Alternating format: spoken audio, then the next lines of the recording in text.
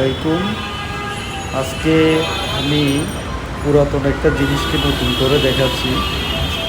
গাড়ির number plate writer Tipu ভাই উনি দীর্ঘদিন যাবৎ গাড়ির নাম্বার প্লেট লেখেন।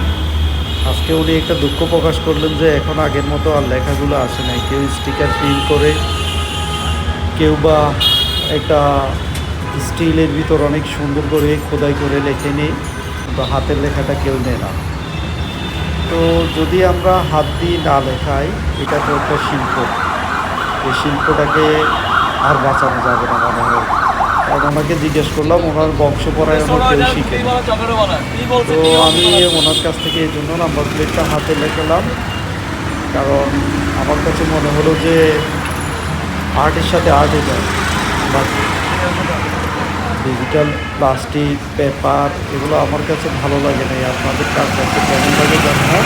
আশা করি আপনারাও এখন থেকে লেখানোর চেষ্টা করবেন, কারণ হচ্ছে যে বাঁচানোর চিন্তা করা আমাদের দরকার শিল্পটাকে।